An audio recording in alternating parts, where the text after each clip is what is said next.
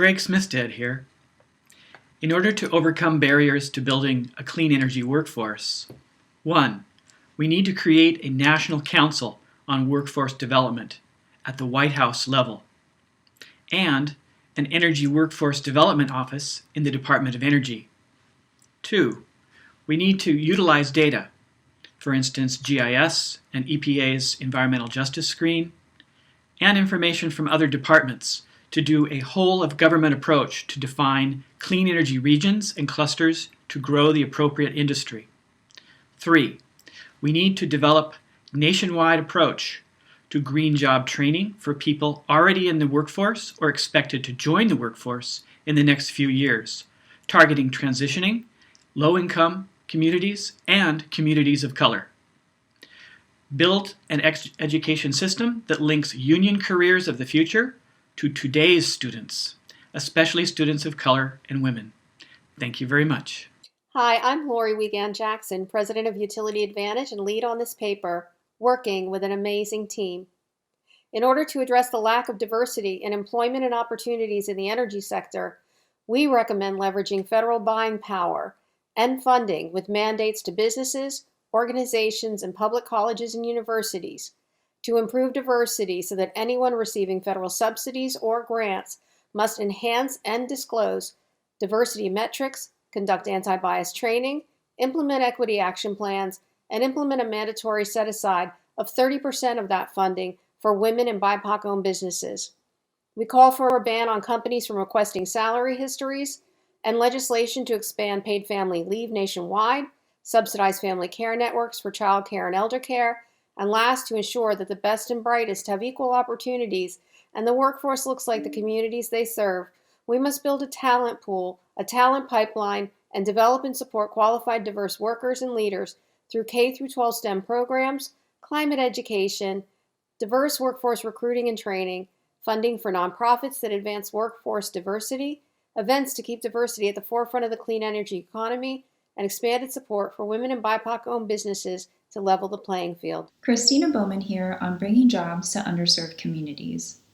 My co-authors and I provide recommendations to support job creation, in particular for communities of color, low-income communities, and frontline communities.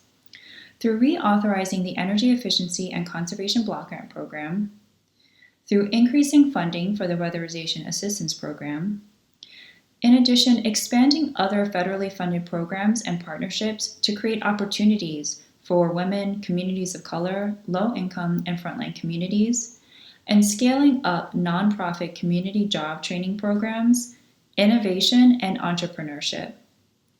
This proposal would modify and expand existing programs and support additional efforts to ensuring equitable representation of underserved communities to build an inclusive and diverse clean energy workforce of the future. Thank you. We're at a point where renewable energy generation is now more cost effective than continuing to operate existing fossil fuel generation in many cases.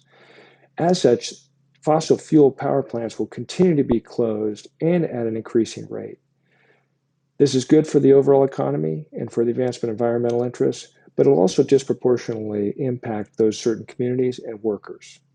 Therefore, we must do something in those communities in order to save the social fabric. What we recommend is the Biden administration first socialize the fact that the economics of renewable energy will dictate this shift and be honest with people that this transition will impact certain communities of workers. There, they can now pursue legislation that would do things such as secure pension benefits, health benefits, and training for fossil fuel workers, as well as develop a strategy and an expert panel in order to find transition strategies that can help these communities. Hi, I'm Brianne Eby. Our current transportation system exacerbates inequality, contributes to local air pollution, and is physically unsafe, especially in communities of color and low-income neighborhoods.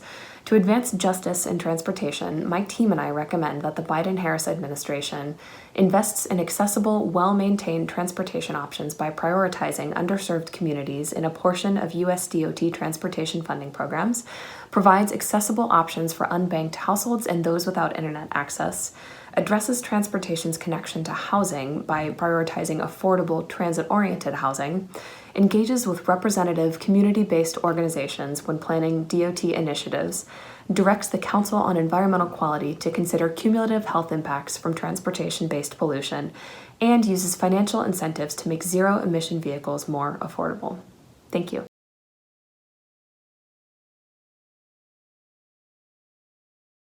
Hi, I'm Dave Grossman. Joe Biden's climate plan calls for an enforcement mechanism to keep the U.S. on track for achieving net zero by 2050, based on the principle that polluters bear the cost of their emissions. His plan also calls for a historic investment in clean energy, including in the most burdened communities, and for fulfilling our obligation to workers and communities impacted by the energy transition. Carbon pricing can help do all of those things.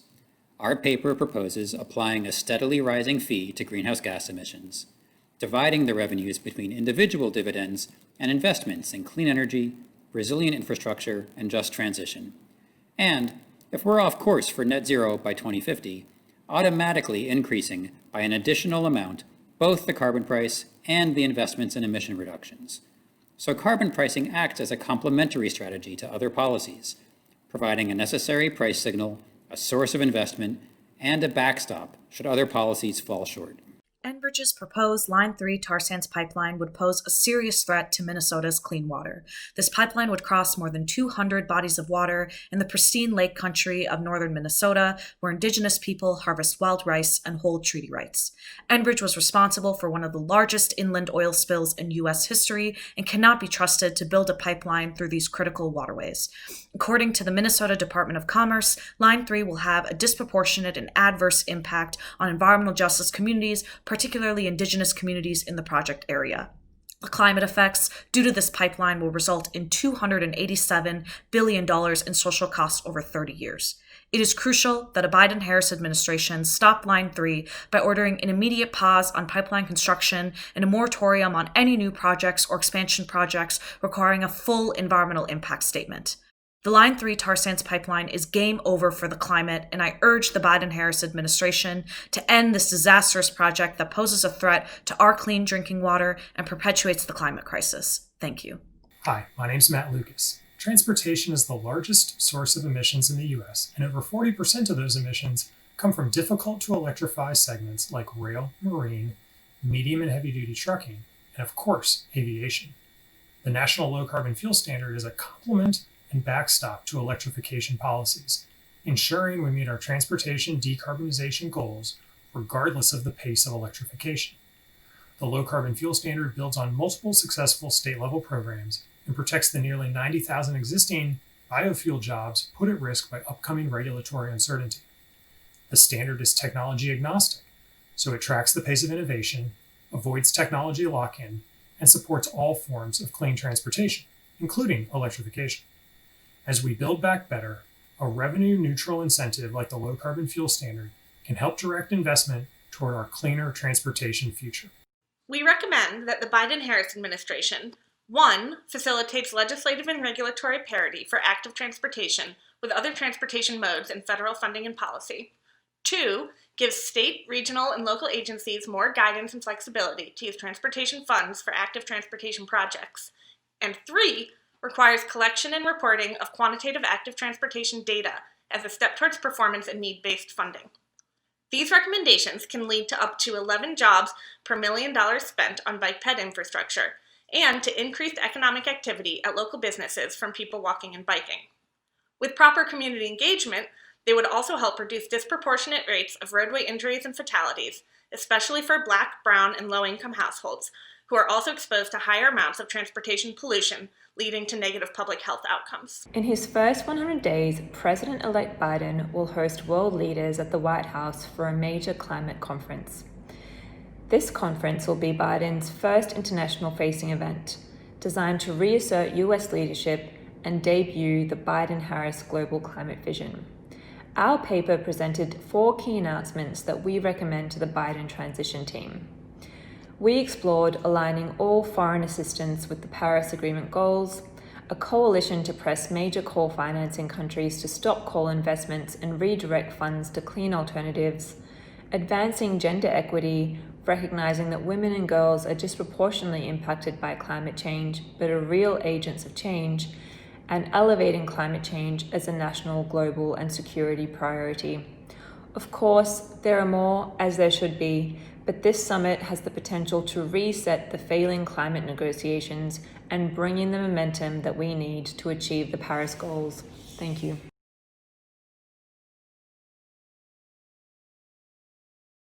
Hi, I'm Jahi Wise.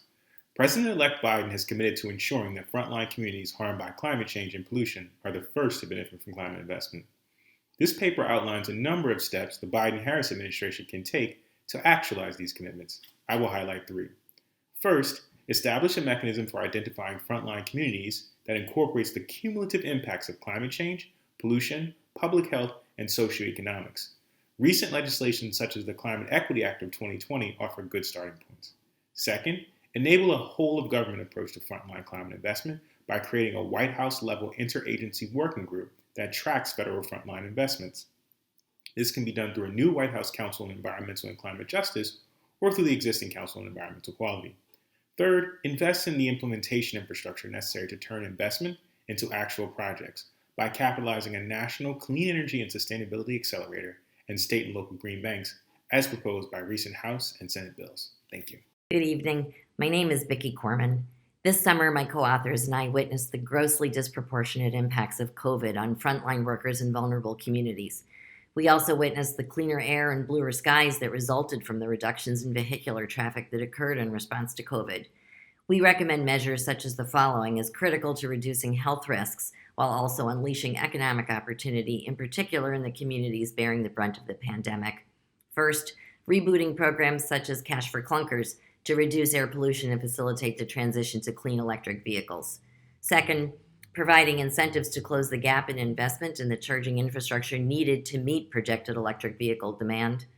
Third, providing grants to accelerate transportation electrification in frontline and vulnerable communities, for example, by defraying the costs of replacing older buses, garbage trucks, and agricultural equipment.